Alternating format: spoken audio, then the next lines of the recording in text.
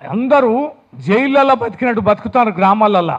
వీటి ఎఫెక్టెడ్ ఏరియాలో ఇండ్లన్నీ చూస్తే మొత్తం కూడా జాలే ఇండ్లు ఉంటాయి. పొరపాట్లు తీస్తే గుంపు గుంపు మీద పడతాయి. ఈ కోతులను మెయింటైన్ చేసేందుకు మా ఊళ్ళో నేను చూసిన. ఒకరోజు మా ఊళ్ళో పడుకుందామని ఓ రోజు మంచిగా వెనకట్లాగా మంచం బయట వేసుకోవాలని ఇంత ల్యాండ్ గీన్ అని సోలార్ ఫెన్సింగ్ పెట్టుకున్నా. మా గుడికి పెట్టామంటే గుడికి పెట్టినా, నా ఇంటికి పెట్టినా. పెడితే విపరీతమైన కుక్కల అరుపులు 10 తర్వాత 11 తర్వాత. అరే ఏంద్ర కుక్కల అరుపులు, తెలంగాణగా నిద్రపోయేదా? మేము తెల్లారి అట్లా బజారు తిరుగుతూ అడిగితే కోతులు ఎన్ని ఉన్నాయో కుక్కలు ఎన్ని ఉన్నాయి. ఏంద్రా ఇన్ని కుక్కలు, ఇంటికి 2 కుక్కలు ఏంటంటే బావి కాడ ఉండాలి, ఇంటికాడ ఉండాలి అని కోతుల కోసం కుక్కలను పెంచింది. మరి కుక్కలను పెంచితే మరి కుక్కలకు బాగానే ఫుడ్ పెడతారు వేస్తారు, కానీ మరి కోతులకు అంటారు. కోతులు కుక్కలు కలిసి అలవాటు పడ్డాయి. వీటిని అయ్యాడిస్తాయి, వాటిని ఈ ఆడిస్తాయి. ఉల్టా కోతుల వల్ల కుక్కల సంఖ్య కూడా పెరిగి అది కూడా బడినాయి. నాకు రోజు కోపం వచ్చి మొత్తం వన్ ఫైన్ మార్నింగ్ ఎవరిని తెలవకుండా టీముని దింపి దాదాపు 450 కుక్కల్ని కథం పట్టించిన. కథం పట్టిస్తే ఓగా దాని మీద కేసులు కాదు, లుల్లి కాదు, ఒక పెద్ద న్యూసెన్స్. ఆ ఉపద్రవం నుంచి బయటపడేందుకు నా తలప్రాణం తొక్కొచ్చింది. ఆ కేసుల నుంచి బయటపడుతుంది. వీని బతలాడి వారి బతలాడి ఇవన్నీ ఎవడెవడో ఫోన్లు లీకేజీలు ఇచ్చాను, చెప్పాను. ఇది ఏ తర్వాత ఏమైందంటే ఈ సోలార్ ఫెన్సింగ్ అనేది ఎంత ఇష్యూ అంటే చాలా చిన్న ఇష్యూ.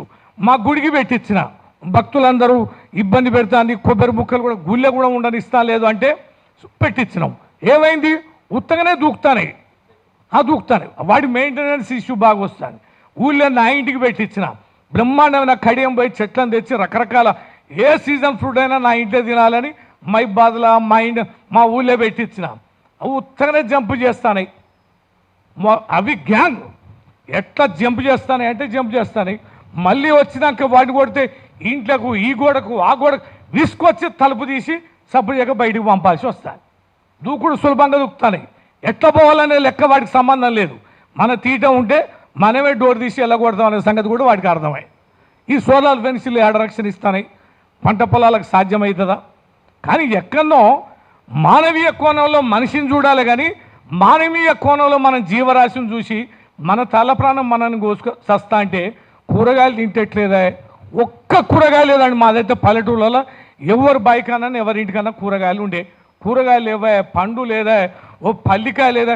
పల్లికాయలు పొద్దునే నేను మా ఊళ్ళో పడుకుంటే నాకు ఊళ్ళే వాడు సొరకాయలు, బత్తాయికాయలు, నారింజకాయలు, కూరగాయలు, పండ్లు, అన్ని రకాల పండ్లు, అన్ని రకాలైన కొబ్బరి బొండాలు ఇవన్నీ కూడా ఆటోలల్లో మైకి పెట్టుకొని వచ్చి ప్రచారం చేసుకొని అమ్ముకొని పోతాను.